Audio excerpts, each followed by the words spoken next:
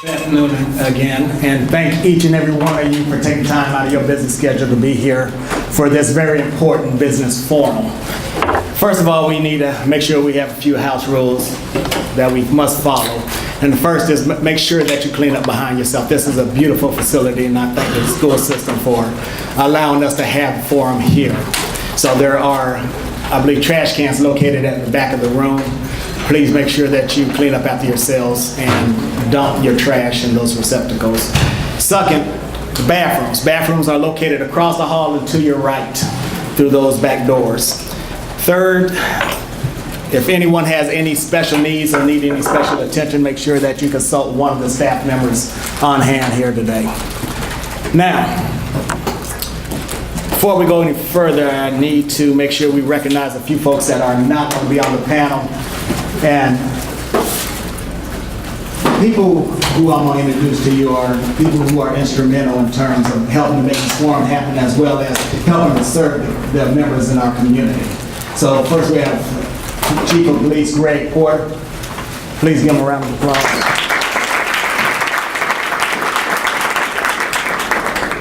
We have Dr. Gloria Duncan with the Clayton County Public School System, Ms. Duncan, and she runs this facility and is responsible for helping set us up. So thank you, Ms. Duncan. And we have our staff, Chief Staff Attorney, Christy Barnes with us. We have Dennis Johnson, who is one of our financial assistant or assistant financial, I'm not going to say that. Dennis Johnson with the finance department. I don't know what his title is. I know he's always around, right? We have the Chief Financial Officer with us, Ms. Ramona Thurman. At this time, do we have any elected officials in the audience? Yeah. Please stand and be recognized. Thank you for your support and thank you for being here. Now, let's talk about the purpose of this forum. The purpose of this forum is to hear from you, our business community. The businesses that you have in Clayton County are very important to us. The small businesses and large business, but mainly small business, mom and pop shops, are the ones who have been responsible for making Clayton County what we are today. So, as I came into office a year and a half ago, I looked at what was going on. We had a lot of businesses leaving Clayton County. We have retail sector that's starting to suffer because they're leaving and going somewhere else. So, it's very important to me to hear from you. I want to know what you think about doing business here in Clayton County. How can we, the county, partner with you to streamline our processes, to be more business friendly, to make you more successful? Because to me, the answer is not for you to pack up and to leave. But we have to help you in your endeavors to be able to stay in Clayton County and to be successful. I always say, your success is our success. We want you here, we need you here. But we also have to work with you. This forum is going to allow us a venue in which to sit down, hear from you. This is about you. It's not about people up here, it's not about me. It's about you, the business owners. We want to know what it takes to retain your businesses in Clayton County, but more importantly, also, what can we do to attract more businesses? Now, one of the things I've always said, or always say when I go to any function that I speak at, I tell the citizens and anybody else that we have to be more supportive of our businesses in Clayton County. We have to invest in our businesses. Instead of running to the north side of the county, of Atlanta, instead of going into Cobb County, Buckhead, anywhere else, we have a lot of good businesses in Clayton County. Let's make sure that we support our businesses here, and if there's absolutely no one who caters to what your needs are, then secondarily, yes, we want what we want, and if we need to go somewhere else, then of course you can't blame anybody for doing so. But first, let's look at what's in Clayton County. but we have to make sure we bring those businesses to Clayton County that you won't see here. But we start doing that by being supportive, it's very important that we all work together to change the image of what Clayton County is also. We get a bad rap. To me, it's definitely a matter of perception, because Clayton County has a lot of good things going on here. You know, just to say a few, so in case some of y'all are at a loss, World's Business Airport in our backyard in Clayton County. We are strategically located on the south side of Atlanta. Less traffic. We have 4 major thoroughfares or interstates that go through Clayton County. One of the best water systems in Clayton County Water Authority, not in the state, in the nation, probably even in the world. Where's Mike Thomas at? All right. I gotta get you a little plug now. So appreciate what y'all do over there. It's definitely a gem for us to have you and your team working in Clayton County and bringing those resources to us. Clayton County public school system, contrary to the media and the naysayers, we have an excellent school system. We excel nationally and at the state level in academics and in sports. But you don't hear about that. You don't hear about it. We have a gym in Clayton State University. Dr. Hines sitting in the back. All right? President Hines is doing a tremendous job over there. He's putting us on the map. Good things are coming out of Clayton State. And I would be remiss if I didn't even talk about our hospital, Mr. Chrissy. Yeah. They are doing an excellent job to make sure they attend to the needs of our community. We have a community partner in Georgia Power, Daryl Brown in the back. Thank you for what you do and your staff. So, needless to say, there's a lot of good things going on, but that's the problem. Instead of our citizens or even our business people talking about the good things, they're focusing on the bad things. So one bad thing happened in Clayton County, that's all we want to talk about. Those things I just mentioned to you, let's start talking about that. Let's start spreading the word. You know, it's very disheartening to me when I spoke to a couple of prospective business owners. And what they told me was that they had spoken to a couple of business owners in the community now, and they said, do not bring your business to Clayton County. That's very disappointing for me here. There should never be a situation that you did not first try to resolve any problem or issue that you had before adopting that type of mindset. That's, again, why we are here today. We want to hear what your problems are. We don't want it to stop here. We are accessible to you as a resource to help and to help resolve your issues. But it's more important that you need to know the people you need to contact when you have certain issues that arise. And that's why we have our panelists today. These people sitting on this panel are some of the people that can provide you with answers. And the process is not to make it hard for you. The process is to work through your issues and needs, and to do it in a friendly, business-like way. That's very important to me.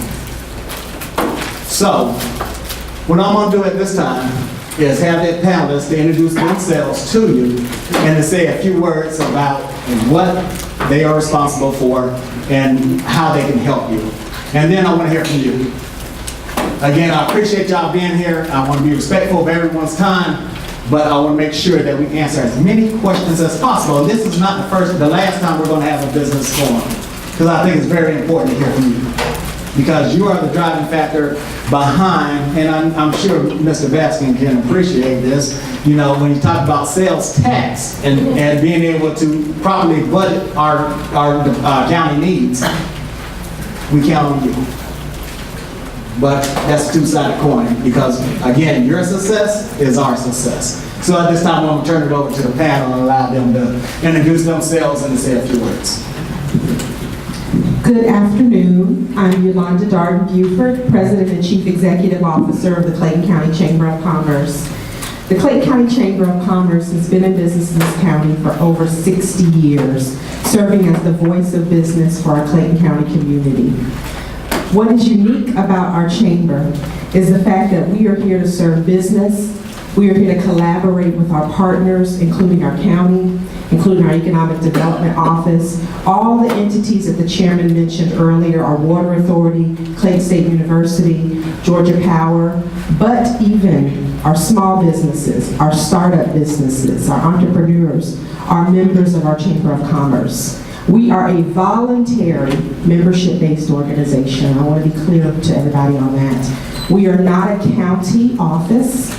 We're not a division of the city or a state agency. Neither are we funded by either of those groups. They all are members of the chamber and pay dues like all of our small businesses. So it is truly driven by the voice of business collectively. And what we do together, we could not do individually, and that's what makes the Chamber of Commerce so strong in your community. As the chairman mentioned, the partnerships and collaborations that we're doing in this county continue to increase. We recently completed a comprehensive economic development plan. If you have not seen it, you need to do so because it addresses the concerns that you told us when we went out into the community asking you what you want to see in the area of economic development in this county. The number one thing that came out about that was branding, public image, supporting our existing businesses, and helping our small businesses and entrepreneurs in the community, and we are addressing that every day, and you're going to hear more and more about that as we continue to have the forums so we can report back out to you the success and how we're implementing part of those plans. From the existing industry side, I do want to share, we have started visiting many of our existing industries. The chairman is a part of all those visits, as well as Grant from the Economic Development Office. We are listening to what our businesses are telling us and proactively addressing those concerns so that we can keep these businesses here. That is our number one concern, is making sure our existing industries stay in this county, continue to grow and to prosper. And I want to make sure everyone in this room knows that we are working together daily to make that happen. So if you are not a member of the Clayton County Chamber of Commerce, I hope you will consider it. We are here to serve the business community. We do that through over 100 events and programs with a staff of 3. And we do that because of the volunteers and our members who are actively involved. And I'd be remiss if I didn't have our Chamber Board of Directors. We're a 21-member board that serves on behalf of the business community. If you all could please stand.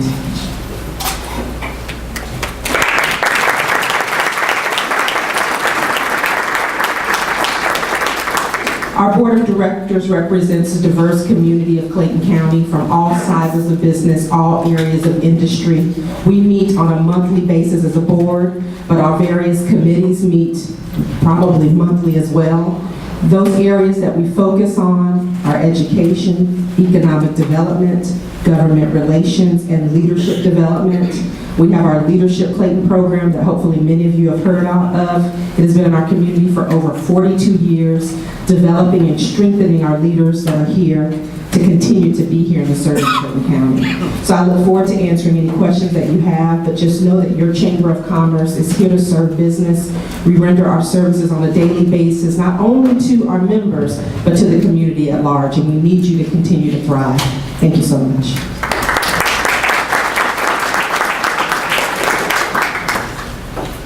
Thank you, Yolanda. My name is Grant Wainscott, and I am the director of the Clayton County Office of Economic Development and Film. And in Clayton County, we have a unique arrangement where the Economic Development Office is funded by the county government and is not a public-private partnership. So these are government offices. And as Yolanda mentioned earlier, literally every community is organized differently. You have some chambers that do economic development, you have some cities, some counties, some public-private partnerships. And in Clayton County, we have this collaborative that's been established, and we're working with our cities. We've got 7 incorporated cities in Clayton County, several of who have actual formal economic development offices. And I know I saw Sylvia Reddick, who's the economic developer with the city of Morrow, who's here. Do we have any other city economic developers in the room?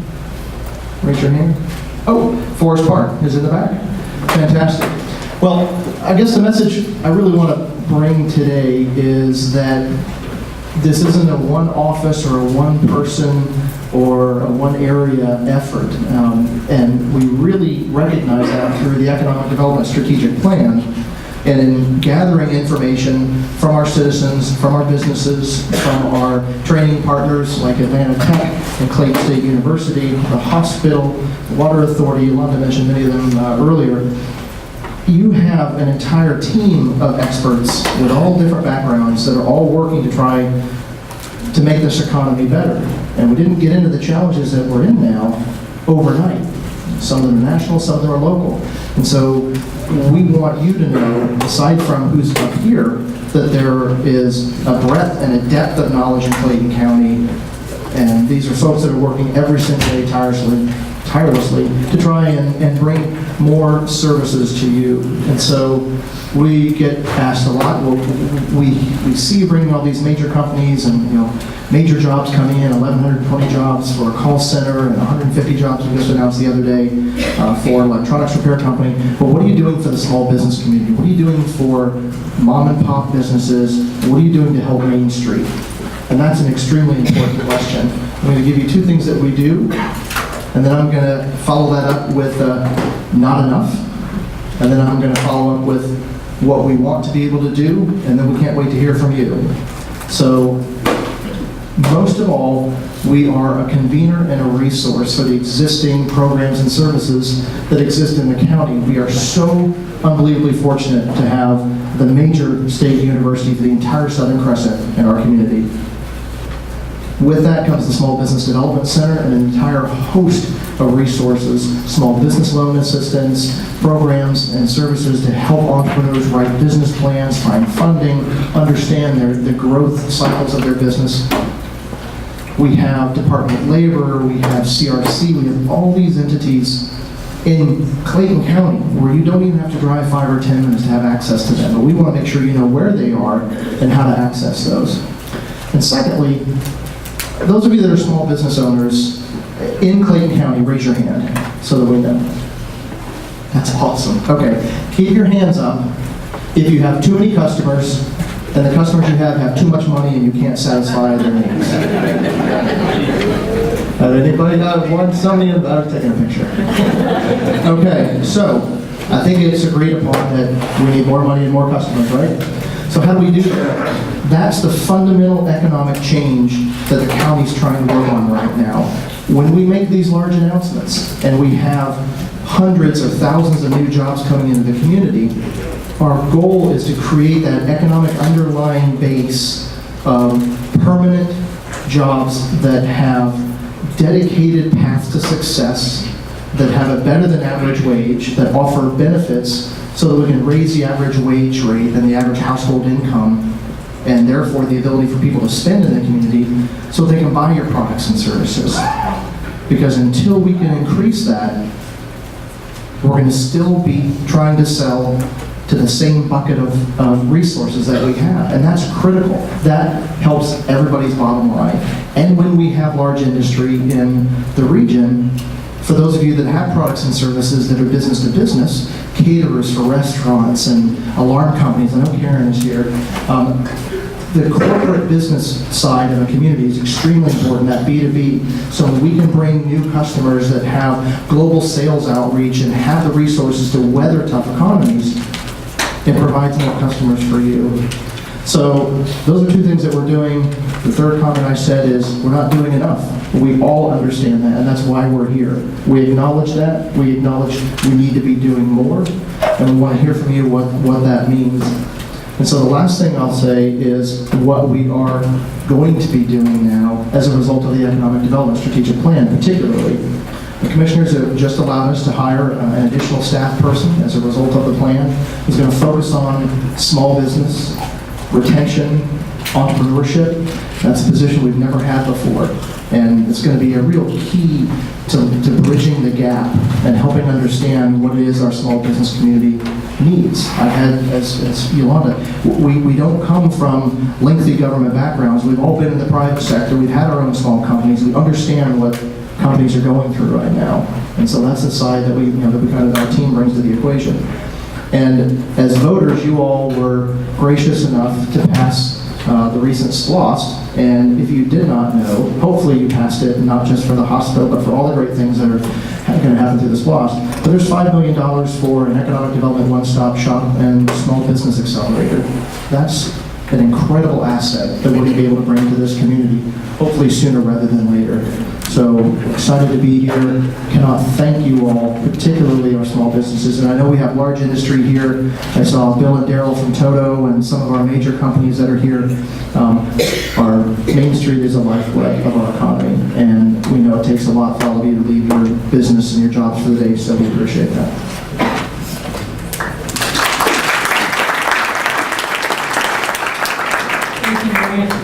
Good afternoon. I am Arel Anderson, the Chief Operating Officer for Clayton County. And when the chairman told me I was going to be on a panel, I was wondering, what am I going to talk about on the panel, because I work behind the scenes all day. So I came up with 2 topics, because I do wear 2 hats right now. I am also the interim director for Central Services. So what I'll give you 2 perspectives on is the different countywide initiatives that we have, and then I'll give you a peek behind the curtains of the Central Services Department, because they actually will serve as the link for you as a business owner when you're doing business with the county. So as the Chief Operating Officer, I have 20 direct reports. 16 are operational departments. It includes Grant and Patrick's team, public safety, the television station, parks and rec, et cetera, et cetera. I have 3 managers, and also my right hand, Sloan Williams, my administrative assistant. And I also oversee the different initiatives for the Board of Commissioners. So I'll speak through 3 of those initiatives that will offer opportunities for you to bid on in the future. So one initiative is the SPLOST program. So if you don't really know what that is, that's the sales tax program for the county. And it has 3 programs embedded in it, so 2004, 2009, 2015. And it's an $817 million program that we use for capital improvement projects throughout the county. And the BOC is responsible for roughly 76% of that, which is $620 million. So from a business owner's perspective, at the end of the year, the CFO and I would basically have the opportunity to present to the board what we can afford over the next few years. So I wanted to give you an idea of some of the buildings that may need to be built. It's 10 buildings that we need to be built over the next few years. So we have 2 senior centers, one in Northeast and Southwest. We have a library in Northwest. We have a police precinct in Northwest, a recreational center. We're not sure where that's going to be located.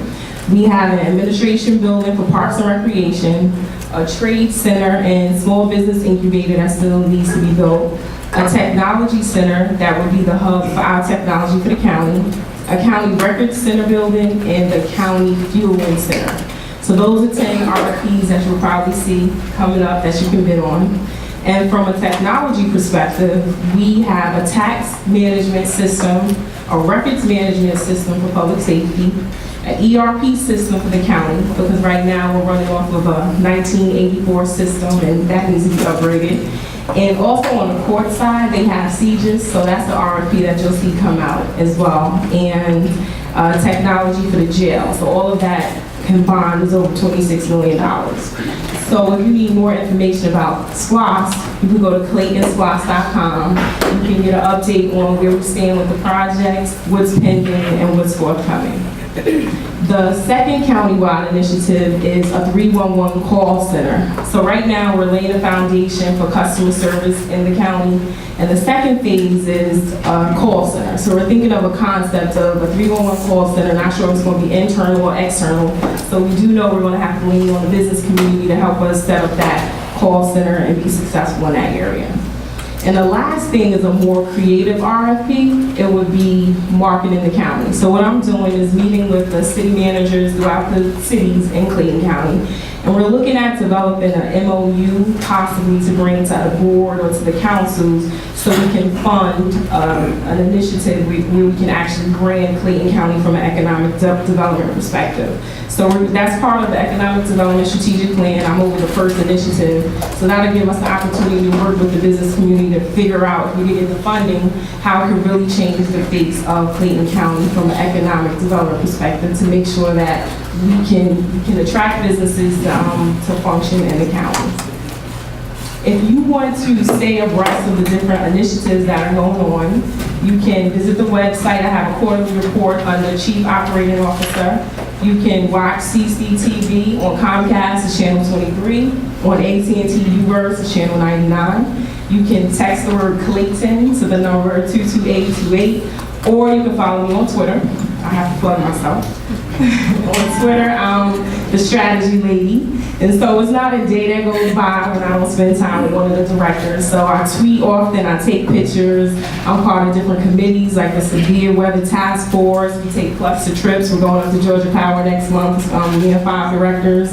I get invited to birthday barbecue, so you'll see that as well. Staff meeting, I do opening remarks, development days, and I also spend time with PD. Or I just sometimes go to a different department and take my laptop and work in there. So if you follow me on Twitter, you'll see different things that we do throughout the county. So now I put on my central services hat. And so central services is basically, like I said, the lifeline or link between you and the county when you conduct business. I want to give you a glimpse behind the curtain. So the director retired earlier this year. So the board appointed me as the interim director, and CFO Thurman is serving as the interim purchasing agent. So on a weekly basis, we meet with the team, we make sure they're okay, and we keep the board updated. And so there is a staff of around 21 people in the Central Services Department. There are 5 divisions. We have a small local business enterprise division that has 2 people. The contract division has 4 people. And what I want to say about the contract division, they're doing a really great job. Most of them have been there 13 months. Well, one is seasoned, and then the other 3 have been there 13 months or less. So they're bringing more up to speed, and they're also interacting with the business community, so they're doing a really great job. We have a purchasing division with 5 people, which also includes the county warehouse, a print shop, and then risk management. So when you think about the contract team with the 4 people that are on that team, their goal is to basically work to improve the county's procurement position while meeting the different needs of the individual departments. So they manage 60 active projects a month. They have 115 contracts. And they also, their contracts range anywhere from $25,000 to $7 million per project. And with the purchasing team, the 3 people that actually work on purchasing outside of the warehouse, they secure goods less than $250,000 through the 3-quote process. And they utilize the state contract, the annual contract, and they also purchase through cooperatives. And another thing that they're doing, they work really close with CFO Thurman. They find innovative ways to streamline the process, and we've actually been really successful securing some of the low-hanging fruit, like purchasing a card for food for some of our county programs that we have. With the SLBE program, it's 2 people, and they're responsible for marketing that program. And they are also responsible for ensuring that there are SLBE goals represented in all of the different RFPs. So right now we focus on construction and we focus on architecture and engineering, and we're looking to expand that. And the program was implemented in February 2013. In addition to Clayton County, we have Henry County, DeKalb County, Fayette, Fulton, and Spalding County that's part of that program. Right now, we have 61 firms that's certified, and I see some of you in the room. Thanks for coming. It's nice to see you all. But 7 of those firms are within Clayton County, which is only 12%. I'm taking too long, Chairman. I'm sorry. I'm wearing 2 hats. I'm sorry. I get double time. I'm sorry. And 54 are outside of Clayton County, which is 88%. And 18 of those have active goals. So I'm almost finished. So we're about to hire a central services director, and the 3 priorities that is going to be on that individual's plate is going to be these 3 areas.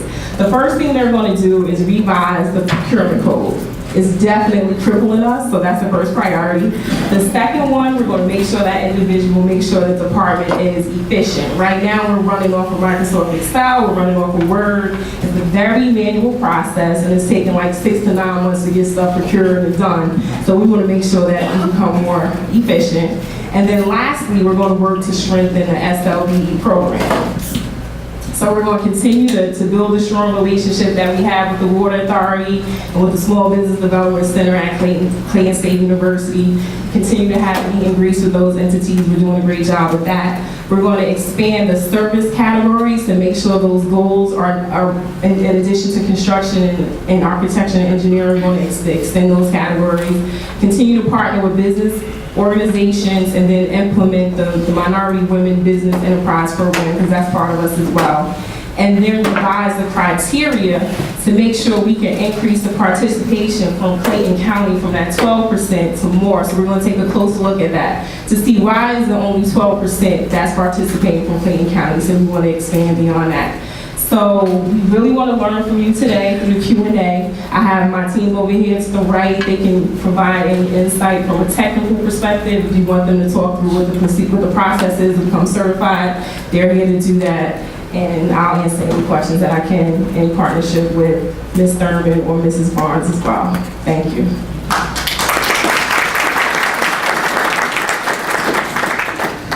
Do I still need to talk? Good afternoon. Good afternoon. My name is Patrick Ejike, and I'm the Director for Community Development Department. Most of you in this room are business owners in Clayton County. That means you interface with us maybe once a year or maybe twice a year. The Community Development Department is made up of unique divisions that interfaces with what you do. Those divisions are planning and zoning, building permit, business license, geographic information systems, and those of you that render social services, you interact with our HUD department, which is the Housing and Community Development Department for grants. My brief comments will center around technology and cultural change. When you hear branding, one of the components of branding is to build a structure for branding. Branding means that you are good for something, you are known for something. So in community development, what is it that we are striving for? We are striving to build a business-friendly atmosphere that is accessible, accountable, and maintain consistent message. It's disheartening or frustrating when you call on Monday and answer questions, they tell you it's X, and you call Tuesday, it's now G. And sometimes you commit your funds to things hoping that the initial information you received was accurate. That we are changing, because what is happening is that without the right technology, people talk off their head, not looking at the system. Good news. Thank you to the chairman and the board and the COO. They have committed to help in my department to provide what we need to build it to what it's supposed to be. By the end of December, we're actually implementing the new system as we speak. We're building it. You will be able to apply for permits over the web, some permits.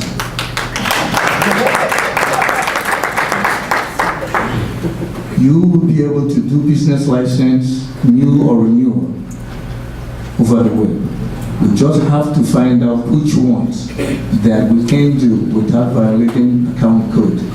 So some of our codes are old. So there are businesses that will say no to, not because we want to say no, but because it's not supported by the code. So I don't want to put the chairman in a situation where he shows up on TV because I misinterpreted the code. Yeah. So those are the things that we're doing in our department. In terms of technology, it's taking a while, but you have to deconstruct what is to reconstruct what is going to be. So our website is going to change. It's going to be very transparent, and it takes time. There's a lot of training involved to change the culture. We embarking on those training, and we're going to ask for assistance from our human resources department to do some of the cultural changes that we need.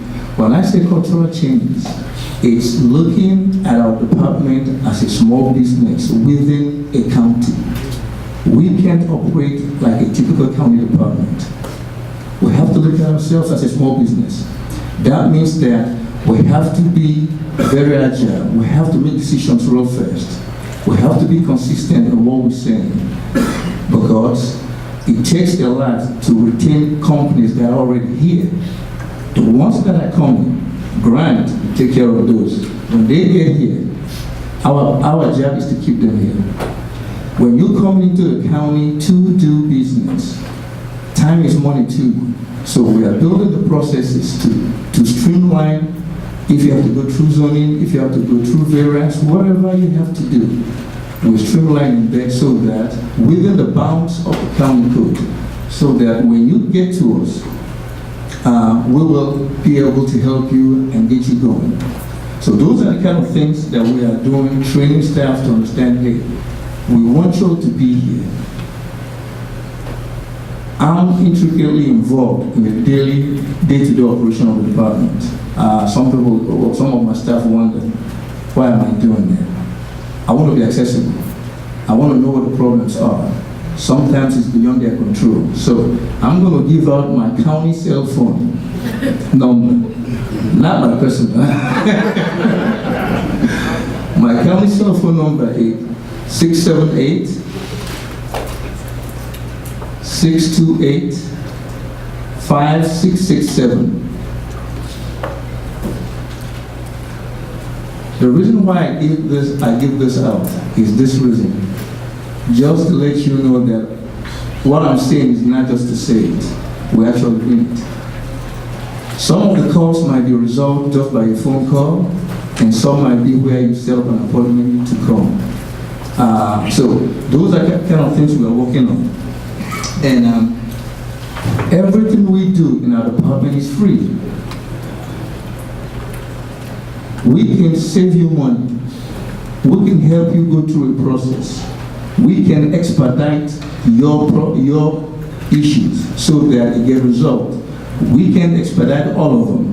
But if your process of getting online in the county has a specific time limit, if Grant is bringing you in and he usually sends me an email, we can triage the issue and resolve it quickly. We've done it so many times. So these are the things we are doing. We pull all the departments that needs to be in the room and we resolve the issues. We've been given the green light as directors to resolve these issues and bring businesses online. So we don't have to run back to the chairman or the COO to say, can we do this? They trust what we are doing, that we are doing it within the code. So the green light has been given. So since Mr. Anderson spoke a long time, I'll wait for question and answers. But thank you for listening, and I'll wait for your questions.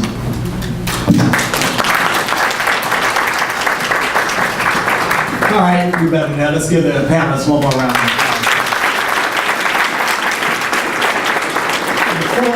Before we start the Q&A part, I have to recognize a few more people. We have with us, who joined us, Commissioner Shana Rooks, who is also a business owner here in Clayton County. Please give her a round of applause. We have Mr. Larry Vincent with the Development Authority, the chairperson of the Development Authority. And I believe I seen Mary Oswald walk in, yes, of Lake City. And former Representative Roberta Abdul Salam is here with us. She is actually with the organization Citizens for Progressive Transit. And I bring that up for a reason, because she triggered, her presence triggered November 4th. A very important vote for transit here in Clayton County. Yes. Now, this is me talking, but transit brings with it economic development opportunity. Also brings with it a whole lot of folks that can come visit your businesses. So if you support having transit in this county again, talk to everyone you know. Tell them to show up at the polls, and it goes beyond just a vote for transit. You should be voting just because you have the right to vote in the first place. And just know the people that you put in office are the ones you should be holding accountable. So let's make conscious good decisions about what we are voting for and who we are voting for. But most importantly, let's get out November 4th and cast a vote. That's right. All right? Yeah, you can clap for that. Go ahead.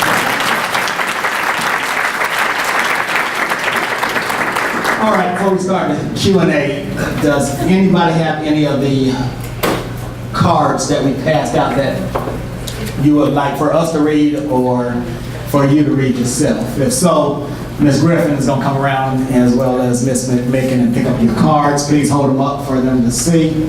Now, the ground rules here is if you did not fill out a card, and we still want to hear from you, but somebody will come with the microphone, raise your hand, and we will get the mic to you, and please, there's no such thing as a stupid or silly question.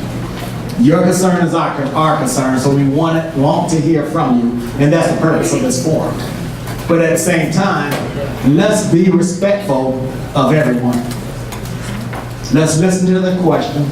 There will be no ahs or boos or anything like that, but let's use this time to be constructive, not to criticize any one person or an agency. Let's make sure that your question is being, Ms. McMahon, this young lady, your question is being adequately addressed. So the procedure we'll follow is we will read one question and then we'll take a question from the audience and then we'll alternate from that point.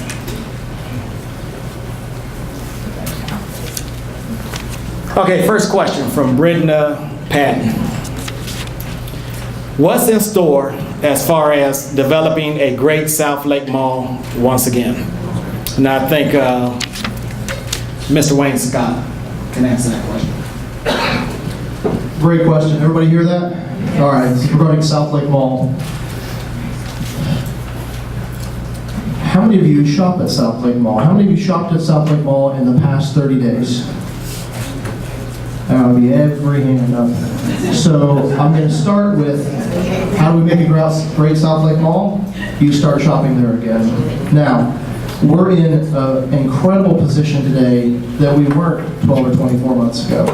If you don't know the brief history, the previous owners of the mall essentially ran it bankrupt. They borrowed money against the mall to put into another mall on the north side of town. Exactly. The best thing that could have happened is that they got out of town, and they did. And when you read the news about the mall going bankrupt, that was literally the best thing that could happen to us. They had no intention of taking care of that facility.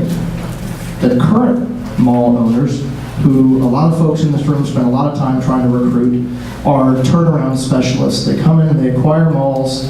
They still believe in a regional mall. A lot of people don't. A lot of investment groups don't. These guys do. This group does. They're out of LA.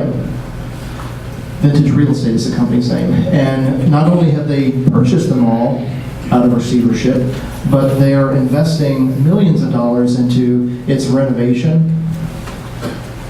But the state of the retail industry has changed dramatically. Shopping patterns, where people want to shop, how they shop.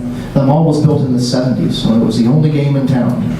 That's not the case anymore. So we have to re-envision what retail and what our shopping demand is going to be. And so that's the reason that you saw us working so hard to put in Chime Solutions into the old part of the old JCPenney space. That's 1,120 new jobs of people that are going to be eating at the food court and they're going to be shopping inside the mall. Because the days of the 140,000 square foot big box tenant are over inside regional malls. Those spaces are going to be divided up into smaller pieces, and we're going to see more business, educational, and community partnerships as we re-envision what malls look like. So we're extremely, extremely bullish on the mall. You have several major investments that have happened around the mall in recent months. Harley-Davidson has new owners. The previous owner passed away. We were concerned they would close, but they have new owners. Sylvia Reddick, as I mentioned, with the City of Mora, their economic developer, is here. They are doing wonderful things to try and revision not only Old Town Moro, but the general retail strategy along Mount Zion as a whole. And any day now, we expect to be able to announce a major restaurant construction timeline around the mall, something that could really be game-changing. So shop the mall. If stores there don't have what you are looking for, but they do on their north side store, tell the manager. Let somebody know the bathrooms aren't clean. Let somebody know I want this particular product, because if we don't say anything, we're voting with our pocketbook, and we're letting them know they can open up in Henry County, and we're still going to drive down there to shop them. So we can all be part of that. But that's an excellent question. We can talk a lot more about it offline if anybody has any questions. But you've got a great new owner and partner at the mall. All right, we'll take a question from the audience. The gentleman over here.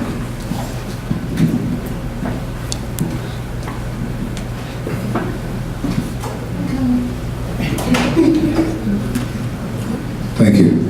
I have a question and a suggestion. The question is, how does the new Porsche building play into our community? The suggestion is, when we're combating the bad publicity that we're getting, we need to work more on our public relations. We see a bad thing come out, we complement it with a good one. And I think that's going to be very helpful to our community. And that's an excellent question and statement, because that absolutely does happen in terms of what we need to do to counter the bad publicity. And that is to have an excellent marketing team and strategy in place. And I will have you, and I'm going to go back to C.T. Martin's question. C.T. Taylor. Taylor, I'm sorry. About the, quote, his question specifically, why not create a marketing department to advertise, promote, and market Clayton County? And again, Ms. Buford alluded to the fact that we have a comprehensive strategic development plan in place that addresses that very issue. Some of the things that we have done on the front end is we have a marketing department. Ms. Griffin and Mr. Long, they work within that department. They are also operate our channel 23. We move beyond the 20th century into the 21st century by tweeting, being on social media, and other means. We're on Channel 99 at AT&T, Uverse, and some other things that we're doing in the community. We have to promote ourselves. We have to be our best advocates for Clayton County. And again, that starts with each and every one of you as well, because word of mouth spreads quicker. Not everybody watches TV, not everybody reads newspapers, but they will talk to other people. You can help spread the word and the good things about what's going on in Clayton County. So to answer that question, yes, we have a marketing strategy in place. We need you to help us. Chairman. Yes. By the way, my name is Larry Young, General Manager for the Clayton County's only radio station, WIGO, and we want to be a part of that marketing effort. We're extending our services to you and the marketing team to promote and actually relay the positive influences and things that are happening in Clayton County. So we are WIGO AM 1570, Atlanta's incredible radio. We're located in the Morrow area, and we are here to serve you. So please, for your people listening today, consider us in all your marketing and promotional PR campaigns. And I appreciate your offering that, because you have been a top player. And the positive things that's going on in Clayton County, because I have dealt with you in the past. So we will continue to partner with you and make things happen for the positive reasons in Clayton County. So again, thank you for what you do. I read one other question, so I'll take another question from the audience at this time. I didn't answer my question. Oh, I'm sorry. Porsche. Grant, talk about how that's Porsche being at their location is going to stimulate development around the Mountain View. Certainly. And I'm also going to defer to my colleague at the Chamber of Commerce, because the Chamber's been involved in the regional marketing plan through Aerotropolis and all of our initiatives to really try and brand this area. But what is so important to know about Porsche is why they're there to begin with. The international terminal opening up 2.5, almost 3 years ago now, opened up the I-75 corridor to the world's busiest airport.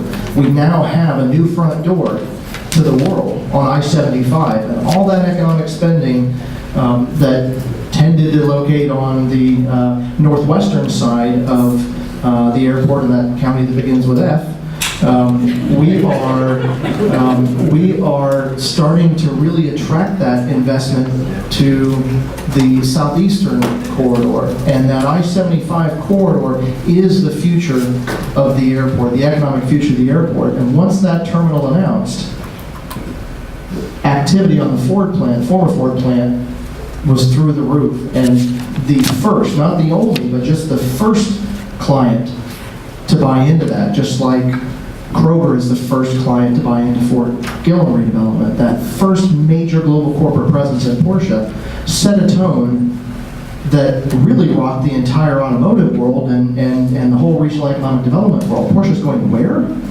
You know, the airport? They're going to be partially in Clayton County? People stood up and said, what are we missing here? And we've been telling the story for decades. You're missing this and you need to be a part of it. And since that announcement, we've seen a dramatic increase in price in land and in brokerage interest in the Mountain View area. And if you don't know where Mountain View is, if you use I-75 as your western border and 285 as your southern and eastern border, it's the very northern portion of Clayton County that's inside the perimeter. So is ITP. It's an Atlanta address, but it's unincorporated Clayton County, and it is the most heavily incentivized region in the entire state. And you're reading a lot about some of the businesses that are already locating in the area. We just had some announcements, but that's because of the attention that Porsche and the International Terminal have brought. That's 400 jobs to the airport area, to the I-75 corridor, 100 of which are brand new jobs to Georgia, folks coming from all over the world to visit this client. And what's important to know about Porsche is just a portion of that property. There's another almost 30 acres immediately adjacent to Porsche, and if you've been reading any of the news, there's another car company that owns Porsche, and those brands include Bugatti and some other very, very high-end brands, and the rumor on the street is there's more in store for that whole area. So to have that type of presence at the airport and inside the Clayton County borders is extremely important. And I'll have Yolanda talk a little bit about how Aerotropolis ties into that. Thank you, Grant.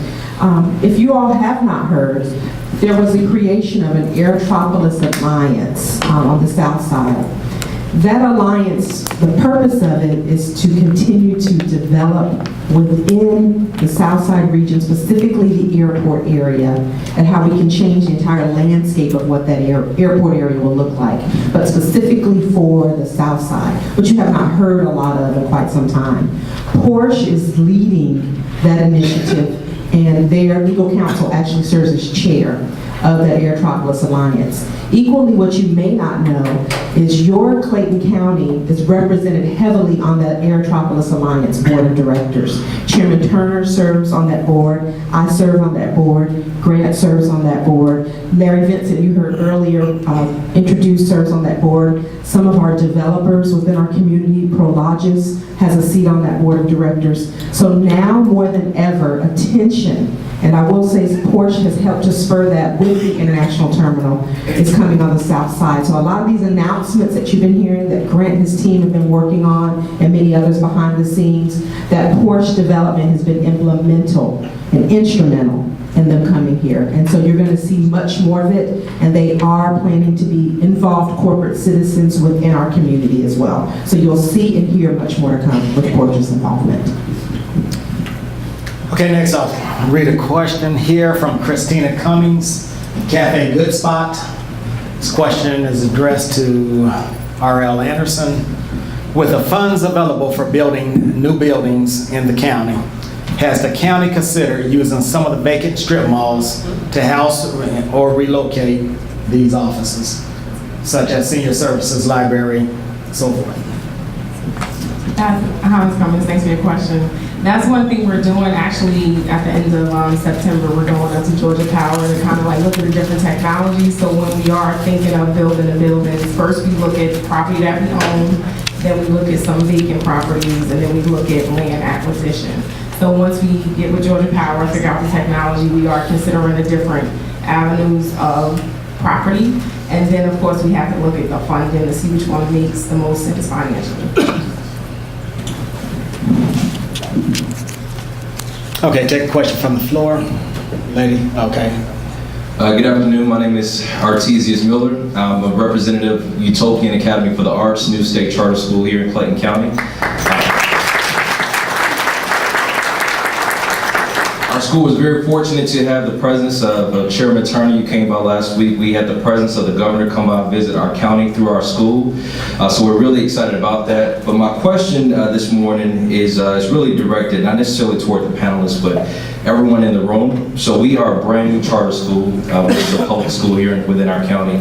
And we wanted to just open up the floor because we have an arts program. We have drama, we have dance, music, broadcasting, video production, the culinary arts. But as a new charter school, as a new public school, we're just soliciting any type of donations. We do operate as a nonprofit, so any of your contributions, whether it be technology such as computers, something for our radio program, we solicited. They are tax deductible because we are a nonprofit, but I just wanted to take the opportunity just to let people know that we're really excited to be here, and we gladly embrace the business community. Two of our board members are presently here, Ms. Sharon Daniel, a business owner and parent of Utopian Academy for the Arts, as well as Mr. Terrence Madden, who is an attorney that has a law firm here in Clayton County. So just if you all have any opportunities that you would like to donate to our school, we gladly accept. And so you can see myself, Ms. Daniel, Mr. Madden, and also State Representative Valencia Stovall. She sits on our advisory council as well. So thank you, Chairman. Thank you. Also, I see the school superintendent just entered, Ms. Lavinia Jackson. Please give her a round of applause. And with Mr. Miller mentioning about the School of Arts and so forth, I don't know how many of you are aware of this, but we have one of the best, if not the best, arts gallery in Clayton County. That's Arts Gallery. Oh, what did I say? In the county, in the state. All right, you're the only one in the county. So in the state, I'm sorry.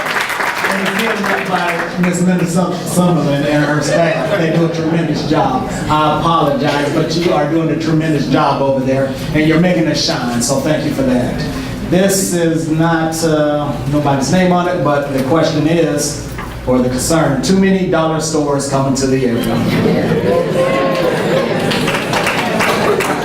How do we monitor the businesses coming to the area? Mr. Dickey, you want to handle that? Yes, they're happening. Sometimes zoning happened years ago. By right, under the zoning law, they're entitled to build those dollar stores. When the dollar stores started going in our corner lots, intersections of streets, those are prime land, prime properties in the county. What we're looking at is to look for a way to have a moratorium if it can be allowed. What is happening, or go back in the code, it's a code issue.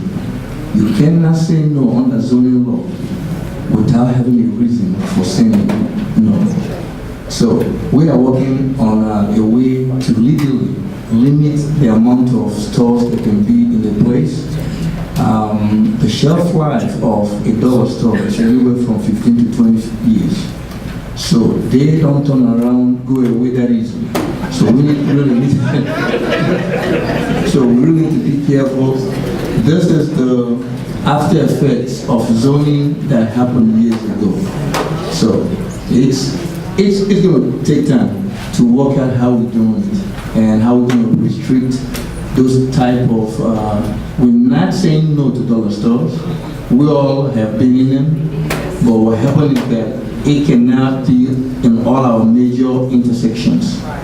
And that's not good development. So it's a code issue that we're trying to resolve. And let me just add to that, there's a way to fight. If there's a business that we have too many of or we don't want to see in the community, you need to fight for that before they break ground. Call headquarters, talk to them, protest, do whatever you gotta do, if that's the will of the community. The time to try to run a business off is not after they have built and erected a building. It's that hard community people, because we have enough vacant buildings around here now. We don't need to run a business away and then we have freestanding vacant buildings. So we have a question over here. Chairman, you mind if I Yes. jump in and just comment on that? 1 second, yes. Thank you. This is going to sound very simple, and I don't mean it to be trite. Stop shopping there. But this is really, and I don't mean necessarily those of us in the room, but the reason a store comes somewhere is because they know that they're going to be economically successful. And everybody has a right to do business in this country, that's why we live in America. But we also have a right to vote with our pocketbook. And that's what we need you all to do, is to vote with your pocketbook, to let folks know what type of stores you want to see in this area. So I don't mean to be funny with that, but it really is incumbent upon all of us in here to support those, to support Cafe Good Spot, to support the independent restaurants, the independent retailers, and our chains obviously as well, to drive the kind of business that we want to see in Clayton County. Yes. Okay, thank you. My name is Judith Bennett. I am with Bull Realty, which is a commercial real estate firm, and primarily investment real estate. My question has to do with transportation, and it's about a Plan B. I know that there's talk and there's voting and for the monies for transportation to come up in November. But what if the citizenry decides, for whatever reason, that the citizenry does not want to vote for another penny tax because there's not enough information to understand what the benefit would really be? I asked what a Plan B might be because working with businesses that are looking to come in, I specialize in industrial areas and also self-storage. They want to know how people are going to get to them. In some cases, a vehicle is fine, but a lot of businesses thrive on walking population that is going to get to them. We're very low on sidewalks in Clayton County. So what kind of a plan is in place for that? And then as far as public transportation, what kind of a Plan B to put a bus service in, at least a bus service, in for folks to get around the county, much less to get to a point where they can get out of the county? Okay, I guess I'll answer that one. First of all, the sidewalks are addressed through our SPLOST program. There are a number of dollars that are set to the side specifically to build sidewalks throughout Clayton County. So that's being addressed. And there is, if you go to our SPLOST website, you can see exactly where those areas are that should be receiving those funds to build sidewalks. Second question. What are we doing in terms of transit should the transit initiative fail? Now, that's a good question because you have to think about a funding source.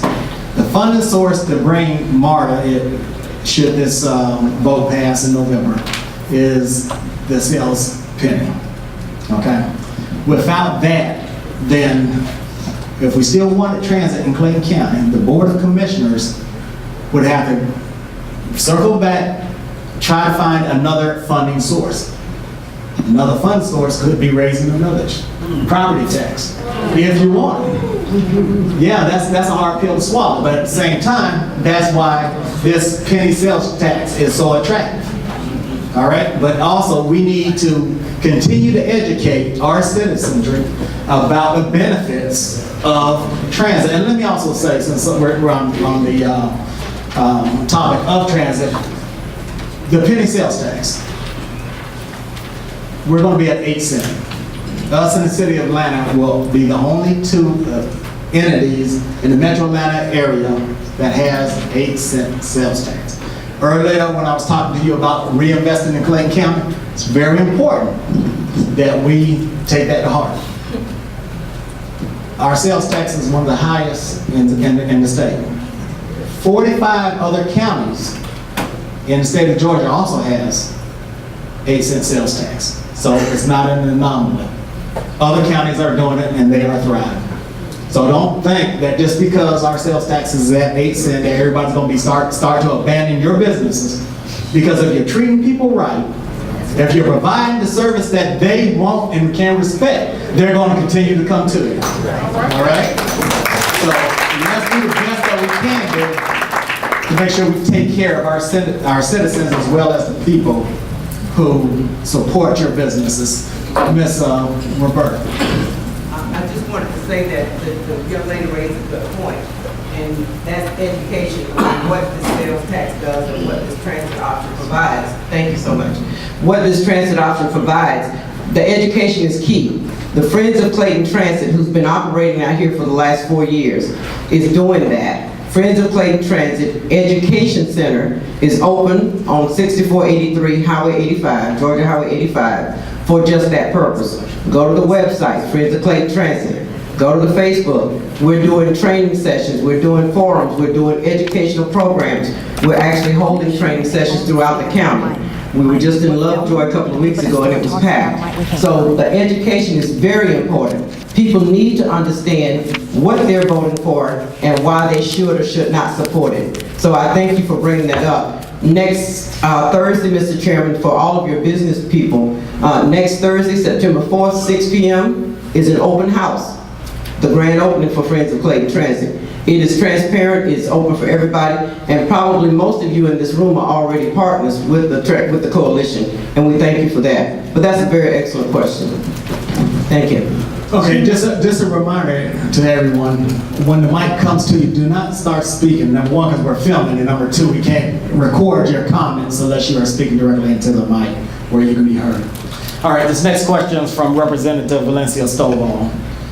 Clayton County Legislator, this is addressed to Grant. Please elaborate on the incentives available for existing businesses in Clayton County, i.e. quick start, hiring incentives for new employees, and so forth. Mr. Grant. Great question. Not staged, but very much appreciated. And this is a challenge for every state, not just Georgia. And there's nothing that I think frustrates particularly our existing companies more than to read a front page article in the newspaper that here's a big new company that's coming in, they get all these tax incentives, and here's all these other companies that have been in your community for years, paying taxes, hiring our citizens, and they've never asked for anything. And that's a real concern for us to make sure that we have enough programs and the right types of programs for our existing companies. So there's a bit of a level playing field even for a lot of the state tax credits and some of the things that we're doing in the community. Clayton County is a Tier 1 designated community by DCA, by Department of Community Affairs. So in the entire state, we have the highest tax credit available for companies that generate new jobs. Now that can be a small firm that has 4 or 5 employees now and is just hiring 1 or 2 or 3 new employees a year or in 1 year.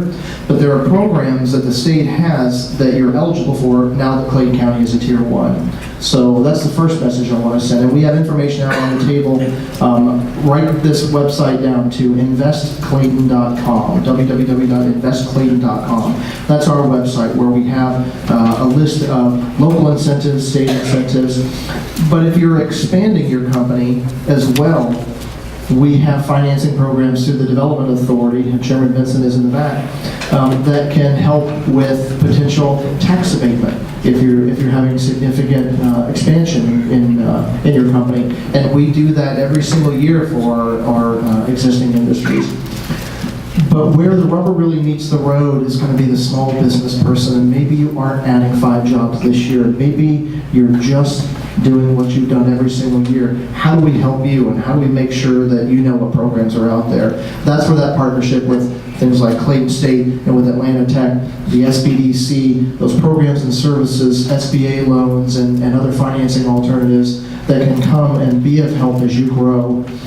Even if it's mentoring and being around like-minded companies who are facing similar issues and hearing from them. And that's a great thing about the Chamber of Commerce and their Small Business Committee and some of the other efforts that they have, is you can be around other people and realize, am I the only one that had to worry about, do I pay my employees or my mortgage this month? And that's a problem that a lot of businesses are facing. So we encourage you to stay active in your chamber and in the region, and we can highlight individual incentives and programs based off what your company needs. But the state has a great incentives base, and hopefully at some point soon, once we build this business accelerator, we're trying to find those partners to provide that bridge financing, entrepreneurial and startup capital, so that we're also going to have have low interest loans and financing for our small businesses as well.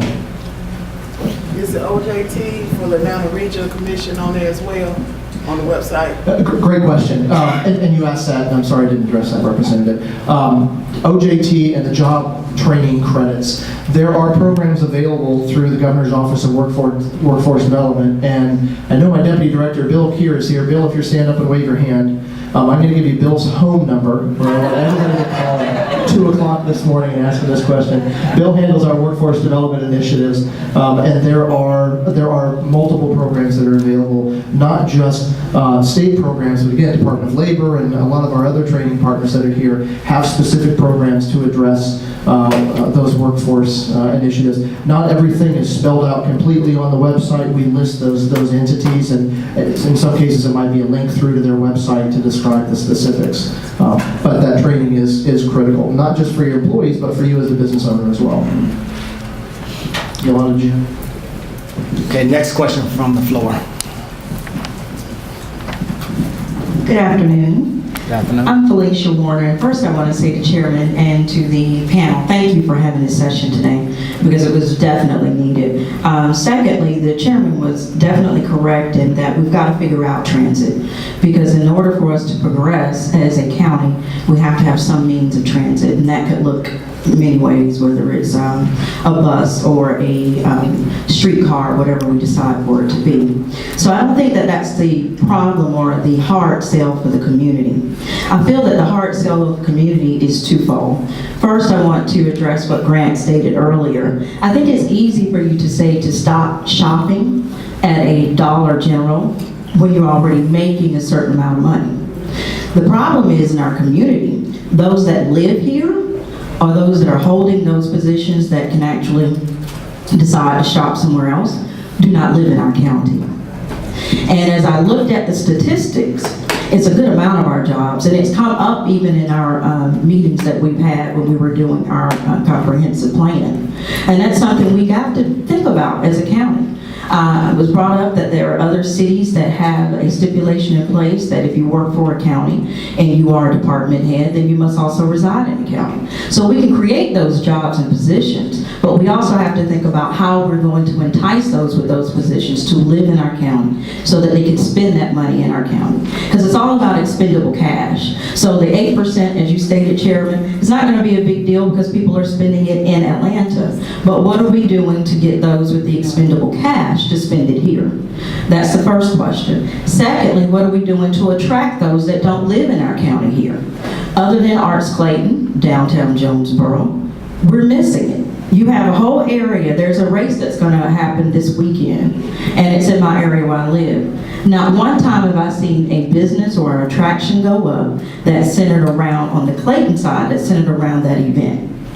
We've missed that as a county. We've missed that, and I think that we're missing those opportunities.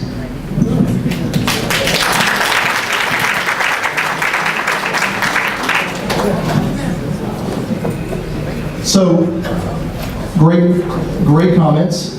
I think you'll find that the perception of the value of a dollar store isn't always the reality.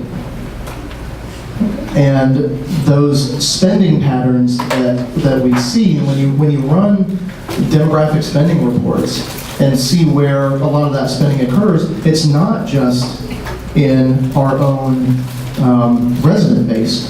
You'll see a lot of those stores are located in primary commuting patterns. So we are, in large part, on Highway 85, Highway 54, 1941, we are a commuting community as well. We have a lot of folks that are driving through our area. So the location of those stores don't just feed off a local population, they can also feed off of traffic counts. So again, my comment about don't shop them was simply to say there are other alternatives, and it's important that we support particularly our small business community. Now, as far as, let me address the races. You're talking about in Hampton. Correct, Felicia? You're talking about the NASCAR races? Like, I'm from Miami. Let me just say that I'm from Florida. And when you go to Florida, you go to Busch Gardens, you go to any of these places that have a a large event? I mean, when you're Talking about economic empowerment, and when you have either an event or you have an attraction, it's the small businesses around that event or attraction that are going to benefit from having those come into the community. So as a county, we just can't keep focusing on, well, we got more jobs, more jobs. What are we doing to attract those into the community? You know, are we going out to maybe talk to someone who started, or it could be anyone, someone tied into a Busch Garden, someone tied into Six Flags, or trying to say, hey, come down here, let's look at a little NASCAR place down here. You've got up on the north end, what is that place, Dave & Buster's? Is anybody courting them to come down here? Because what happens is, I watch it every weekend when we have race. They come down Terra Boulevard, and they leave Terra Boulevard, and there's nothing there. So, and it's nothing personal, but as a citizen who moved here from Florida, and have always lived in the county, and please know, the chairman knows I believe in my county, but I do expect more for those who are in position that can go out and maybe sell what we have here. And you know, we can talk about jobs, but tell me what you're bringing in to attract those to spend their dollar here. Great question. Well, and it's not just the races. How many of you have been to Scott's Antique Market off of Highway 54? Just a few. You realize we have one of the principal 285. antique markets at 54 and 285, and this attracts very high net worth individuals from around the entire southeast U.S. It's every month. It's the second weekend of the month, I believe. And so we have assets like the Raceway. We have assets on our borders that, you know, we need to be able to do a better job of leveraging. The races in particular, and when we went from 2 races to 1 race, and the Speedway in their defense has done a good job of trying to backfill other activities during the year. But that corridor, and once 2081 was built from I-75, or once it was expanded rather, to the Raceway, you know, Henry County's doing their best to make sure that every single one of those dollars that happens in the races stays on that 2081 corridor. So we are, and Felicia's right, we get a lot of that traffic up and down the highway, but particularly at a race when everybody's either trying to get there, and once they get there and the race is over, they want to get home as quickly as they can. We have to find those businesses that don't live and die off of 1 race a year. That can help their business model, but they can't live off of that business model. And so I think that's why we've seen a lack of quality hotels or new quality hotels along that corridor that might benefit from the races, because again, you've got a direct connect to I-75. But that's something that the Tourism Authority and the CVB and the Chamber and the county are working on as we work on new product development. Let me also address this. I think everybody loves Dave & Buster's. I know I do. Companies, and yes, for years we have all, as cities, Sylvia, Forest Park, we've all talked to Jillian's, to Dave & Buster's, to the to the Andretti racing experience. They thrive in large part off of corporate business. They don't thrive off of the individual user. Their bread and butter is corporate parties, and they want to see a lot more corporate presence and corporate investment. So we want to attract, I'm just using Dave & Buster's as an example, those types of activities. But this other chain that we were talking about, should things progress, I think you'll see, I hope we'll see a shift in restaurants and attractions understanding it's not always about what the numbers on a piece of paper say, that there is wealth on the south side of town, and there is a desire for people to spend their money. We have to be able to convince that entity that there is a market here, and when you can, like, who would have thought Porsche was going to come? So Porsche helps attract other like-minded companies. Who would have thought this large restaurant would come to our area? So once we set that mark and we show that you can come in and be successful, we hope that's going to really be infectious. But all good points, and I certainly understand. All right, and I appreciate Ms. Warner's statement, but I'm gonna keep it real with you, okay? I'm gonna keep it real. Thousands and thousands of people go through Clayton County every day, especially up and down Terra Boulevard. Some of your businesses on Terra Boulevard are in deplorable condition. Who wants to stop in an area that doesn't look safe? Who wants to stop in an area where the status of that building is falling apart? So I'm glad she brought that up because I got a challenge. My challenge to each and every one of you is if you maintain your property, fix up your property, then we're going to partner with you. Not that we haven't already, but we're going to make sure we have a concerted effort to help reduce the crime in your area. Chief is going to make sure that happens. And then there are many resources, and you need to learn what those resources are that we have as a county is at your disposal. But we have to work together to clean this county up. And there's an initiative coming up very soon that I want your help with. I want each and every one of you to partner with us, the Board of Commissioners and our staffs, to clean up Terra Boulevard. Oh, yeah. So when we come calling, when we email you, don't get amnesia. Y'all heard it here first, all right? We need your help, we need your commitment. But together, we're going to turn this place around. But we got to do it together. All right, next question, Sandra Sobo from Divine Snacks. How can a small business thrive, survive, and grow in the county without paying all profits and proceeds into the county for taxes and permits? Is county helping or hurting small business? Mr. G. I cut him off guard. Go ahead.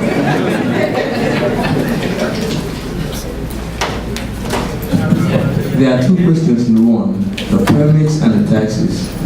And I guess the taxes has something to do with the tax commissioner. let me address the permits. When you apply for a permit, a number of things happen. There is a processing to make sure that the business is allowed in the location that you're doing it. We have staff that review those plans or those applications. The fire marshal and our inspectors go out to make sure all this are what the code says.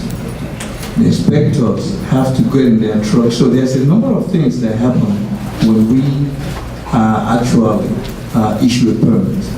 If you take a little bit of time and look across the metro, in terms of permits, our permits are one of the lowest. And so, they are not, I mean, I understand if you're a real small business, how that could impact you. But we try our best to keep those permit fees low, make sure you're being charged for only what you're applying for. Like I said earlier on, there's a lot of services that are free that we can assist you with getting towards the point of getting your permit. In some cases, you don't need a consultant to come get your permit. Where you pay the consultant money, whereas you can come into the office and talk to our staff for about 20 minutes or even on the phone and get what you need. So the permit fees are set, and I don't want to put the commissioners on the line here. The permit fees are set in our ordinance. It's not arbitrarily when you show we charge you whatever we feel like. It's in the ordinance, and if you need a breakdown of what the permits actually do, we have those. So it's a function of what we do. All right, question from the floor. Hi, my name is Alan Stewart, and I just started a taxi company here in Clayton County. My question is, I need clarity as to the hierarchy with regards to the brand you're speaking of with Clayton County and the cities that are within it. Because as it stands now, I'm only allowed to operate within the unincorporated parts of Clayton County. I can't go into the cities and pick anybody up. I can drop them off. When you brand the county, is the county gonna supersede the cities in here? Like, is everything gonna be Clayton County, or will the cities, like, I understand that cities have their own rights and everything like that, being incorporated, but the way you're speaking now, it sounds like the county is gonna be sort of like the United States government with states, inside of it. And, all the states are gonna be subservient to the county. I just want some clarity on that. Like, how is that set up and what's going on there? No, we are not going to, the government is not set up like that. So we being the county board of commissioners, govern unincorporated Clayton County. Each city has a mayor, such as Mayor Oswald back here, and their city council. They have their own set rules and ordinances that they enforce. Now, the only one that rules over both is state law. State law always trumps county or city ordinances. So, unfortunately, I guess the situation that you're in with only being able to service people in unincorporated, is that what you're saying? Falls through our community development department. So, I guess that your solution would be to go to the cities and file for a permit there as well, so you can operate throughout Clayton County. But there's not one set law that the county board of commissioners can say, boom, you can do it everywhere, because when the city catch it, young.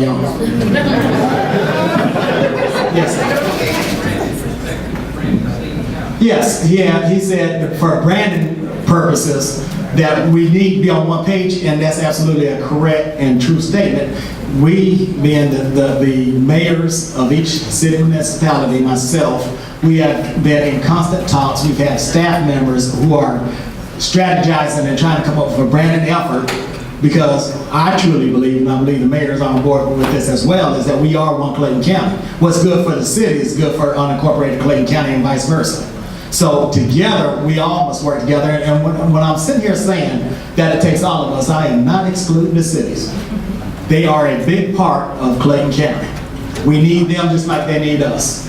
And there is no one on top of the other, it's everybody working together. And that also goes for our community, business community. We all are together working for the betterment of Clayton County.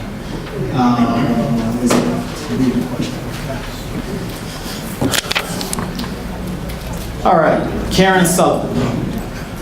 Paragon Alarm Systems. This is for Ms. Anderson, I believe. How does one get information on becoming certified to bid on county projects? I'm gonna have Carol Rogers answer that in more detail. Hold on. Good afternoon, everyone. My name is Carol Rogers, and I'm the compliance manager with our Central Service Department. There's two steps to that question. The first part is we have a vendor program that you can register to receive any bid opportunities. And then we also have the SLBE program, which is totally a different part. You don't have to be registered as a vendor to submit a bid to us. It does allow you to receive any bids that we email out. The SLBE does have require certification. I have information available outside that you can take a look at, but that's part of what we do at Central Services. You submit your documents. That allows you to become certified as an SLBE. And what that translates to is that if there's a project, as Ms. Anderson spoke of earlier, that has goals on it, you can be working with the prime to have them sub out the portion of the work that's required for an SLBE.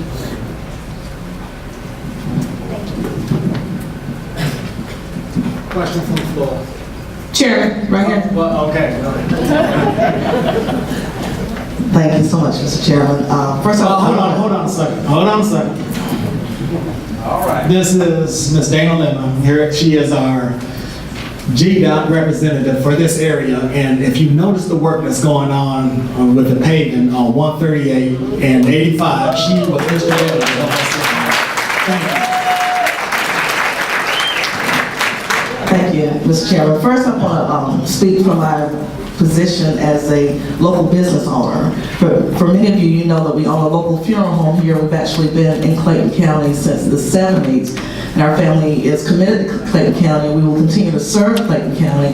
However, I'm sitting here listening to some of the challenges, the changes that our community development department is going to implement again. And I will say to Mr. Ajeki, Director Ajeki, as you are changing, and I think over the last 10 years, you guys have probably changed your process 10 times. As you are making these changes for the existing businesses who have been here, committed to Clayton County, and we're not going anywhere in Clayton County, we've been in the same location for 30 years. Please communicate those changes to those businesses, and please make sure that your staff is educated on those changes. Our business license renewal experience this year was probably the worst we've had in 30 years. And I say that with all respect, that educating your own staff to the changes is important, but educating the business owners that you are again changing those processes is important as well. When you do something one way one year and then change it again the next year and do not educate your business owners, it creates a little bit of confusion and chaos and discontent, especially for those businesses that have to be inspected by the state of Georgia. And when our state license is not hanging on our board when the state inspector comes by, simply because of our inability to get that process through Clayton County, it's a problem. Now, for my other hat, that other role that I play, the young lady asked about Plan B. Sweetie, there is no Plan B. In the state of Georgia, the funding for transportation is diminishing and almost at zero. The communities that are able to implement and thrive and grow and attract businesses are the communities that are helping themselves. So if Clayton County wants to see progress as it relates to transportation specifically, Clayton County has to help itself, either through a local sales tax, such as what you guys are going to be voting on in November, or a CID, or a combination of the two of those. And so we're excited that Clayton County is considering developing a CID, and we encourage you guys to do that. And we're excited that Clayton County is considering implementing a sales tax specifically for transportation. And we're encouraging you to do that, because without those resources that you're providing for yourselves, things will not change. And so again, my hat from a business owner, please make sure you're communicating to those who've been here for a very long time. And we're committed to the community. You don't have to respond, sweetie. Don't respond. I promise you, you won't like my response back. Please communicate that to us. And then for those who are on the fence about the transportation sales tax, please vote yes for that.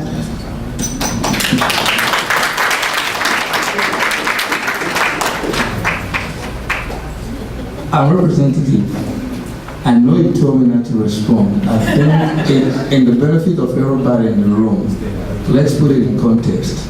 What you said is actually true, that you had a bad experience last year and the years before. I have actually been in the county less than 3 years. What I inherited is what I'm changing.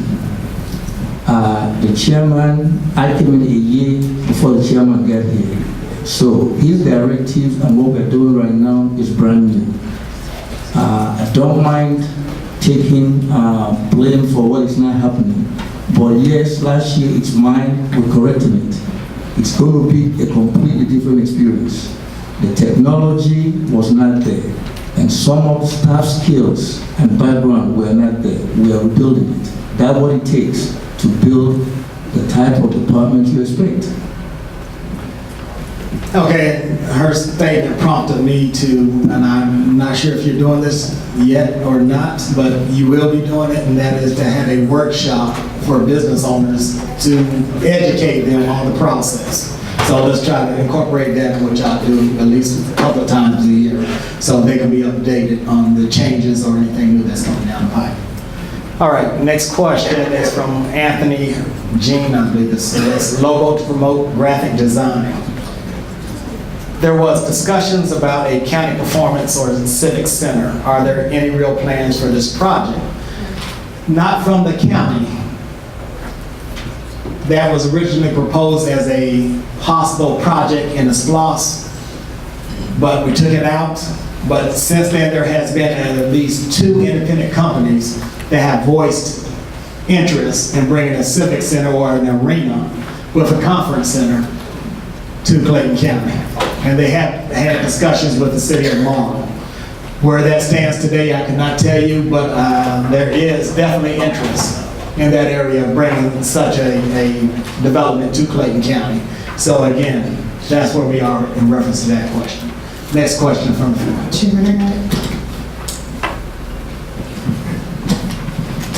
Thank you. And thank you for giving me that mic. To our leaders, I say thank you for all that you do for us. Mr. Yolanda, I think Ms. Yolanda, this goes to you. Talking about businesses coming in and staying in and businesses growing. I believe that each one of us appreciates spending your money and getting the service that you deserve. Most of the businesses here, like when you go and you deal with the businesses, so I don't know if there is any system put in place as to what the businesses do concerning their employees and whoever is governing the business as to customer relationship, how customers come in, how they like the business, how they like the service. Because to be honest, if I come to the business and I don't like the service, I'm not coming back to spend my money there. Are we doing anything concerning that? Because I see a lot of that. Good example, I just had a big conference, and thank God for grassroots leadership. I learned that I have to put my money in my county. I move around for hotels. All the hotels gave me a better rate than the hotels I have to have here. Being a very loyal citizen, I went overboard and had the conference here. I had a lot of out-of-town was bringing money, so I did it anyway. Is there any way possible that we can do this, or do you have any information if we come into that crossroad? Do you have any solution, any answer as to what to do? That's my first one. My second one, talking about partnership and what we do. I run a community resource center by the Point South Parkway. I believe my police officers here know that we have helped the community tremendously, especially with our young ones and everybody. And it looked like we're standing alone. It looked like we can't go nowhere. It looked like we can't reach anybody to help us. And thank God for the commissioners who help us a little bit by talking about partnership. I wonder who we can partner with, who can help us to help the people we are helping. We are standing alone, we don't know where to turn. My husband being East Point, all that I'm hearing from him is that, yes, I know you love the county. I know you want to offer free service. But what the county can do to bring some services that you can also get paid or benefit from what you're doing. And it looked like we're standing alone. I need some help. Thank you. Well, thank you for your question, and I think Grant and I will be able to help to answer that. But from the customer service and training aspect, I will tell you, for those in the room that are members, and I know you are interested in chamber membership, and we must talk about that, we provide for our chamber members educational opportunities and development opportunities, training opportunities. We have a small business development group within our chamber, and they provide different workshops and training sessions for businesses, for members and for non-members, because we do open up our activities and events to non-members at different rates for that. And so those opportunities are available. Unfortunately, many of the places you're probably talking about are not utilizing those services that are available for them and training their employees.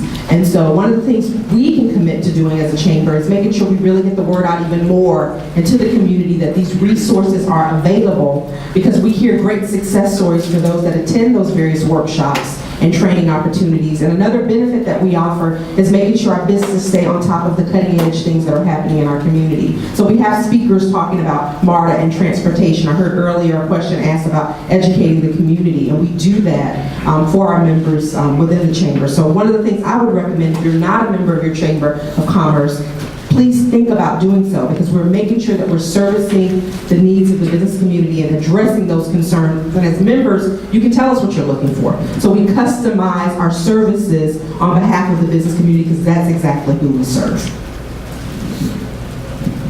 And I've had the good fortune to present at several different chamber events. We've done a workshop on how to prepare for and leverage a trade show. If you're new to the trade show business and you have a trade show coming up, how you actually prepare for that. So there is, and there are multiple kind of speaker and community resources. But let me address the question that you had about our hotel and hospitality product. And Ms. Linda Summerlin, in addition to heading up Arts Clayton, is also the chairwoman of the Tourism Authority. And the Tourism Authority has a contract with the Clayton County Convention and Visitors Bureau. So we actually have a Convention and Visitors Bureau whose sole focus it is to work with organizations and with events exactly like what you're planning.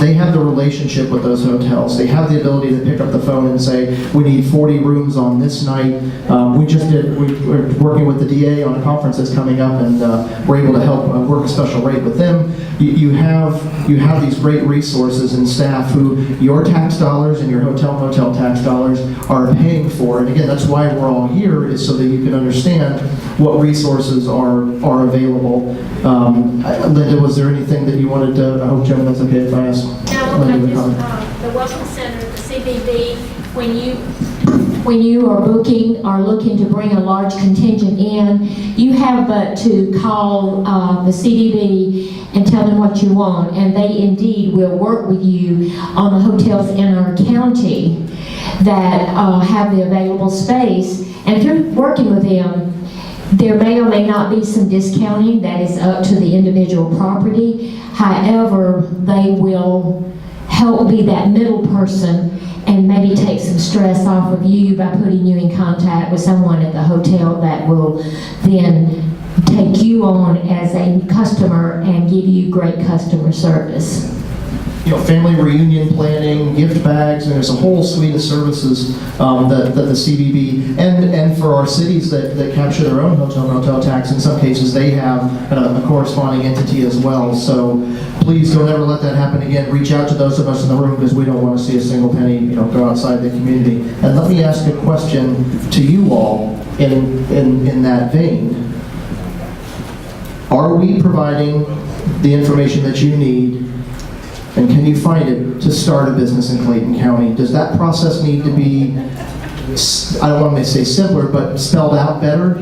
That's something that Director GK and I are working on, to create a series of videos and presentations that will air on CCTV 23 that you can download to walk you through that startup process, so that you do have kind of an A to Z list, because it can be daunting if you've not opened up a business here. So is that something you all think would be a good resource? Okay. Chair. Oh, yeah. Thank you.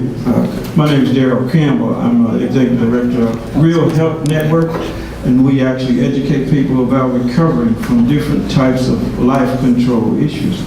My comment first is thank you to the Commission for being here. Thank you all very much for what you're doing in this meeting. I come here to Clayton County with about 30 years in the for-profit business sector. I owned a couple of restaurants. And I opened a restaurant here in Clayton County at probably the worst time I could have, in 2008. And you can ride by and still see my building sitting there on Stockbridge Road, across from where the old English used to be. Trinity, I look at it and cry now. However, it was a timing issue. It had nothing to do with the county. It was just a timing issue. But I'm in the nonprofit sector, which is really what I'd like to speak to right here, right now. It's all these businesses here. For about 4 years, I served as PTA president at Jonesboro High School. I've served as PTA president in some other areas. And my businesses, as a business, we always partner with the school system, every other county that I've been in. And in Clayton County, my attempt was to do the same thing. However, I noticed that we're talking about business and bringing jobs and new businesses to the county. You can't talk about that unless you talk about the school system. You see, because that's at the underlying challenge to everything it is that we do. Because I know when I get ready to go to a new place to live, that's probably one of the first questions I ask. And so my comment has to be to all the businesses in here. We need an active partnership with the Clayton County school system if in fact we want all these efforts to be sustained and then to even move forward and be enhanced. Because that is what the issue is. That's what the issue is. And that's a great question and statement that you made, and I'm going to let Ms. Buford talk about a major initiative that we partner, the chamber as well as the county, with our school system. Ms. Buford. Thank you, Chairman. We do have a partnership for the business community with our schools. This is the 5th year of that partnership, and it's called our Principal Partners Program. This is an opportunity where our business community gets to serve as a principal for a day. Initially, it's just one day in our school system. But what our hopes are and what we have found success in is people want to continue that partnership after that one day. And so the partnership is directly with our school system, with the chamber. The county has been extremely involved in this process. It's launching again, almost again starting the 5th year. September 23rd will be our orientation mixer event. You must register in advance because you are paired with a school. We try our best to pair you with the school of choice. So it's a win-win opportunity because it might be something closer to your business or home location. We have over 150 businesses that participate each year, and that's only, I think we have 65 schools, so that's almost 2 partners per school that participate. It has been a successful program, so if you are not participating, please visit us on our chamber website, claytonchamber.org. You can get more information about it, and equally we'd be more than happy to answer questions about that program. But we understand the importance of education in our schools, and that is why that partnership program was created for that reason. All right, I have a question here. What are the top reasons retailers are leaving? Mr. Grant. Wow, let me get my crystal ball. And that's a complicated issue. I'll try to simplify it the best I can. They're not making money. We have to ask, why aren't they making money? Or the ones that are leaving, in large part, are not making money. There's all different reasons that a company will close. Consolidations, relocations, we've seen a large number of those in our community, particularly along our primary corridors that were built in the 80s and 90s. Typical real estate, typical retail development in that era were strip centers and larger outdoor retail centers like you find on Mount Zion and Terra Boulevard. The main retailers have 10-year leases in some cases, in others it might be 15. And when a center develops, it may take them a year or 2 to fill, but if you look at some of the new centers that developed in the region, you see all these retailers moving in, right? Well, there's a REIT that usually owns that real estate. Those retailers usually don't. So they're signing these leases, and their leases all come up, in some cases, around the same time. And when you see one retailer that's considering or ends up closing, it sends a message to those other retailers. It can essentially kind of spook the retail community. But to address why they leave and don't renew, we're talking about that all day today. If there are shopping options that you have outside the community, newer, brighter, better, well-lit shopping centers, everybody likes to shop at the newest thing on the block. And so we have to have that new product. We have to reinvent the product that we have because we have so much aging retail that's here. But the household income numbers that drive shopping in your community are low at this point, and we need to be able to raise the disposable income that we all have in this room in order to shop more, in order to buy cars, in order to spend more. We want you to spend more than you should, but we want you to have the resources to spend in your community. And again, that's why we give the analogy that the body is sick and we're giving the body aspirin by trying to recruit retailers in this one particular corridor. Well, let's figure out why the body's sick to begin with, and to address that, we've got to look at those income numbers. So when we bring companies in that have better paying jobs, that have opportunities for people to get promoted from within, have full benefits, and have that staying power, that is an empowering position that then encourages them and allows them to have the better opportunity to buy a home or to stay in a neighborhood, to belong to a church, to belong to a civic club, to get involved in the PTA, and to really put roots in the community. And so, while it's not the only answer, it is one of the things that we are trying very desperately to do, is to bring in additional jobs so that we can keep our citizens gainfully employed and driving less, not having to drive out of the county for those positions. Along those same lines, you have specific retail redevelopment areas where we think we are going to be winning, very soon. We do feel that with the new owners in the mall, we're going to see a resurgence in retail. It may not be every building that's empty, but you've got to start somewhere. You've got to take these off one by one, and we're starting to see that around the South Lake area. But we're also trying to focus on specific redevelopment areas, such as the university area, where Morrow and Lake City join, where the National Archives, the State Archives, and the entrance to Clayton State University are. That's a $150 million redevelopment district that we've been working on for a decade, but all these projects come in phases and take time to really implement. But when you can create that urban inner kind of cool corridor, and several people have asked questions that really relate to this, the sidewalk issue, transportation, where's that cool hip urban place to live in Clayton County? Where do we bring our young professionals in? Where do we have a fun experience where you walk from your house or your condo or your loft to restaurants close by? And there's certain places in the county where we can do that, and the Morrow Lake City combination in front of the university, that's the whole reason we're developing that area. When we have good college-centric retail and we become more of a college community around that corridor, you're going to see more fun things to be able to do. And again, we kind of infect different areas of the county and hope that bleeds over, we work so that bleeds over. Good-sized county, lots of major retail corridors, lots of issues in every one, but we've got to tackle these kind of one by one. Okay, thank you. Did you have a comment you want me to say right quick? I will make this very brief. I know most of the time legislators like to talk a whole lot. But on September the 18th, I'm having my second annual career job fair, and we are looking for employers. So all you all employers, looking for good job seekers and employees. It's going to be September the 18th. You can register for free at GoStovall.com. It's GoStovall.com.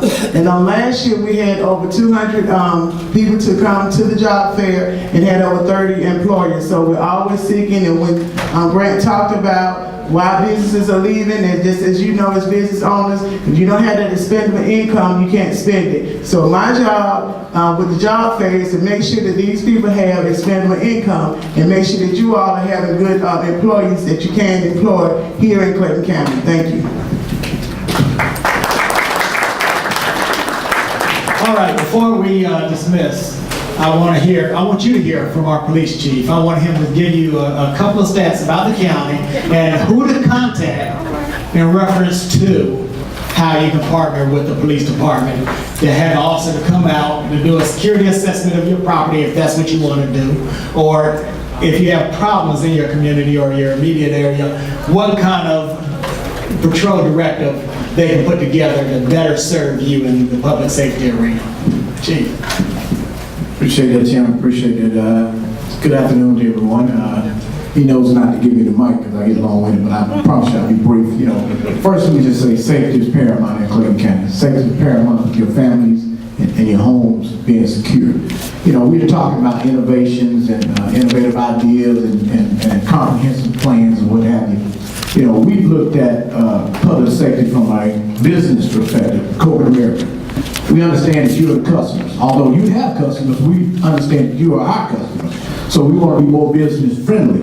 By doing that, I've been in contact with Ms. Buford. We've looked at the public safety arena from a strategic planning perspective. We have a police precinct in every commission district throughout Clayton County. We've done it. In fact, a couple of months ago, we just opened up our new precinct on Terra Boulevard, which coincides with the overall strategic plan for the county, Sector 4. We have a commander who's accessible to you, the business owner. We've also layered that with the school system, the HOAs, and so on and so forth. So looking at it across the board from a strategic plan, we understand what we need to do. Now, we didn't talk about some of the things about Clayton County last year that the media is not here to report. Last year alone, crime was down 11.9% in Clayton County. 11.9%. Give yourself a thing. The year before that 8% and the year before that 4%. That was not as a result of the Clayton County Police Department. That was a result of the community helping us work together, being a part of what we're trying to build in Clayton County. We're on a 747 and we're taking off. And we issued parachutes about 3 years ago and people jumping off. But everybody in this room is going to be impacted. We're doing good things in Clayton County. We have a good public safety community. Thank you. All right. Thank you, Chief. Again, let's give our panelists a round of applause. Thank y'all for being here. Really appreciate everyone's attendance. I appreciate what you bring to Clayton County. And I want you to think about it like this. I always refer to Clayton County as a diamond in the rough. Right now we're surrounded by coal. We're going to knock that coal off of us, and what's going to be left is the diamond that we are. But we can only do that if we all work together. Thank you again for being here. This will not be the last forum. Please pick up our business cards. My staff and I are accessible to you. If you have a question, don't badmouth us, call us. Let's work on getting a solution to your issues and problems. And then, of course, if we can't resolve that issue, you can badmouth us, but I can guarantee you, we're going to get a solution for you. So again, have a great afternoon, and thank you for being here. My name's Ben Pruitt. I'm the Communications Director at Destiny Organics, located on the Atlanta State Farmers Market. Very excited to be here today for the Business Forum hosted by Chairman Jeff Turner.